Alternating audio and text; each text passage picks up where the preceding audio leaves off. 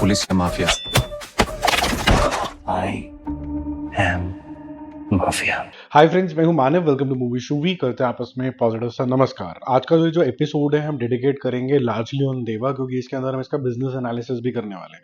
बहुत से लोग बोल रहे थे कि इसका बजट क्या है, कितने पे प्रॉफिटेबल होगी, क्या अभी करंट ट्रेंड के हिसाब से हम ये मान सकते हैं कि ये प्रॉफिटेबल होगी कि नहीं होगी, या फिर ये रीमेक के तमके के चक्कर में एक बेहतरीन performance of Shahid Kapoor down the drain चली जाएगी। ये इंपॉर्टेंट क्वेश्चन होता है। और दूसरा ये कि स्काई फोर्स जो है वो कहाँ तक अभी पहुंची है, और क्या वो प्रॉफिट जोन्स को क्रॉस करते हुए डबल सेंचुरी मार के कम से कम एक रिस्पेक्टफुल नंबर लेके आ पाएगी कि नहीं आ पाएगी, उसके बारे में भी बात करेंगे। पहले हम डाकू महाराज की बात कर लेते हैं। ये आज 7वां दिन है कि लगातार ऑलमोस्ट सेम नंबर आ रहा है, 50 लाख रुपीस का बिजनेस। टोटल हो जाता है 91 करोड़ रुपीस और 129 crore rupees world wide total. ये धीरे धीरे करके 100 करोड़ टच कर जाएगी अपना बहुत ही स्लो एंड स्टडी तरीके से, और ये किसी के लिए लॉस मेकिंग प्रोपोजिशन नहीं होगा। एटलीस्ट ये प्रॉफिट्स नहीं जनरेट कर पाएगी इतना ज़्यादा डिस्ट्रीब्यूटर्स के लिए। अब संक्रांति वस्तुनम की बात करें तो ये बहुत ज़्यादा प्रॉफिट्स लेके आई है। आज भी इसका बिजनेस काफ़ी ज़्यादा हेल्दी रहा है, 4.5 करोड़ रुपीज़ का, क्योंकि तेलुगु कोई खास ऐसी मूवी है नहीं जिसको फैमिली ऑडियंसेस जाए और इन्जॉय कर पाए। ना कोई मास मसाला वाली टाइप की मूवी है, इसको लोग बहुत इन्जॉय कर रहे हैं। कल 3 करोड़ किया था, 4.5 करके इसका टोटल हो जाता है 175.5 करोड़ रुपीस। और जो वर्ल्ड वाइड अगर हम इसकी कलेक्शन की बात करें तो 320 होना चाहिए एज पर मेकर्स। हालांकि उनका कोई पोस्टर नहीं निकला है। क्या ये 200 करोड़ नेट इंडिया के अंदर करेगी? देखो, कल से इसका ड्रॉप आएगा अच्छा खासा सा। ये मेरे ख्याल से 1.5 से 2 करोड़ रुपए से ऊपर क्रॉस नहीं कर पाएगी वीकडेज के अंदर। तो आप ये बोल सकते हैं कि अगर हम 5 दिन की कैलकुलेशन करें भी तो 10 करोड़ रुपए ये ऐड करेगी, और 3 करोड़ रुपए और 13 करोड़ रुपए अभी से और पे ये पहुंच जाती है 188 करोड़ रुपीस के आसपास। फिर ड्रैग शुरू हो जाएंगे जो और 12 करोड़ रुपए और करने होंगे, थोड़ा सा डिफिकल्ट है। तो ये जस्ट अबाउट 195 के आसपास मुझे लग रहा है जाती हुई लग रही है।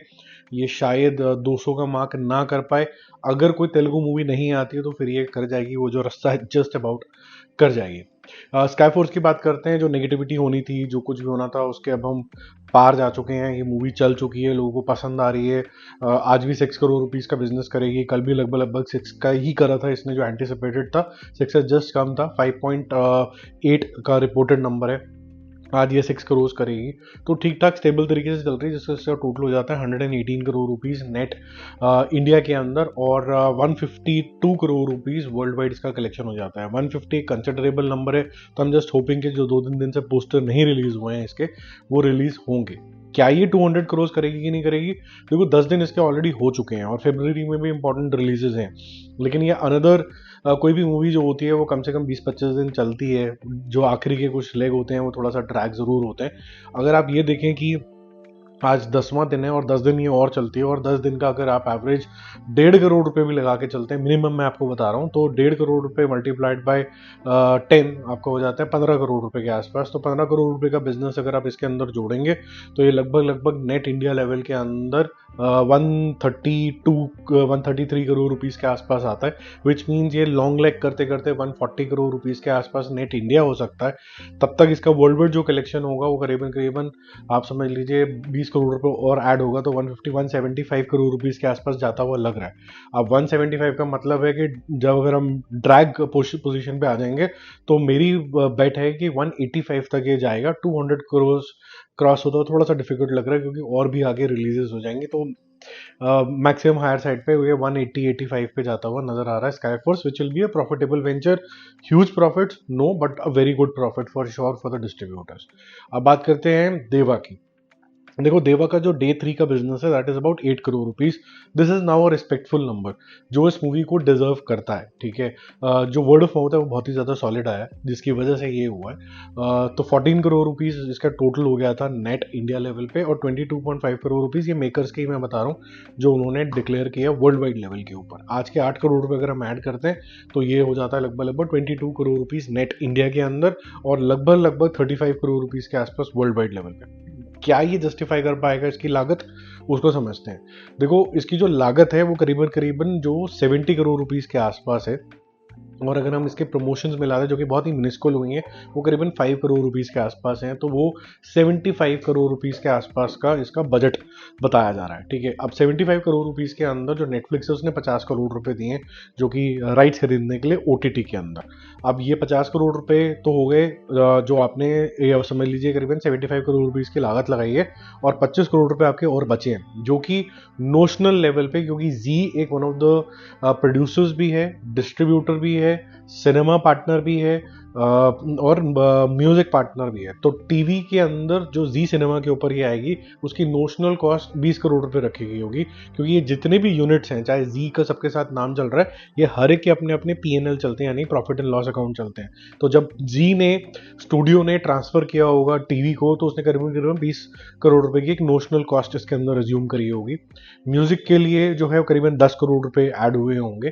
तो टोटल जो रिकवरी हुई होगी ओटीटी के 50, 20 और 10, 80 करोड़ रुपए, यानी कि मोटा मोटा लेवल पे जो इन्होंने बजट लगाया था वो इनका रिकवर हो गया।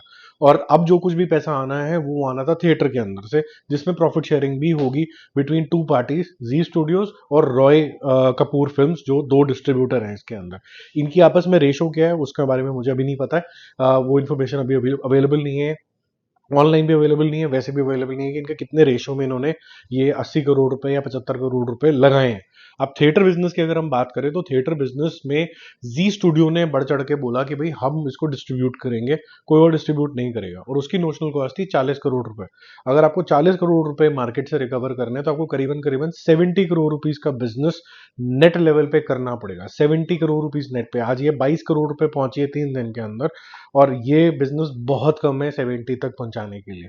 आपका लगभग लगभग फर्स्ट 3 दिन जो होते हैं, वो लगभग लगभग आपको बताया जाता है कि आधे से ज़्यादा जो आपका फाइनल मार्क है, मान लीजिए किसी मूवी ने 200 करने हैं, तो आपके पहले 3 दिन में 100 हो जाने चाहिए, तब आप बोल सकते हैं कि 200 हो पाएगा।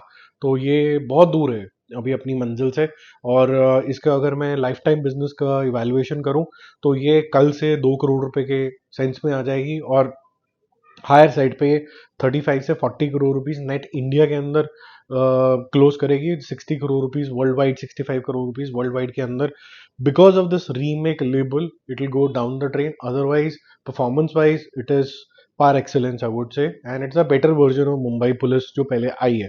तो होपफुली इससे आपको क्लैरिटी आ गई होगी कैसे चलता है। कभी कभी जैसे यश चोपड़ा जो हाउस है, यश स्टूडियोज जो है, वो भी इसी तरीके से ऑपरेट करते हैं। कई बार वही वो तो ज़्यादा अच्छे तरह से गवर्न करते हैं, स्टूडियो भी वही होते हैं, उनका म्यूजिक भी वही देते हैं, पूरी वैल्यू चेन के अंदर डिस्ट्रीब्यूट भी वही करते हैं, ओवरसीज में भी उनकी बहुत बड़ी रीच है, तो ओवरसीज भी वही देखते हैं, तो सारा कुछ ही वो देख रहे होते हैं। इससे होता क्या है कि जो डिस्ट्रीब्यूटर इन बिटवीन होता है, उसके मार्जिन जो होते हैं वो फिल्म की कॉस्ट के ऊपर बर्डन नहीं डालते हैं। जो वो बर्डन नहीं डालते हैं, तो मूवी जल्दी प्रॉफिटेबल हो पाती है।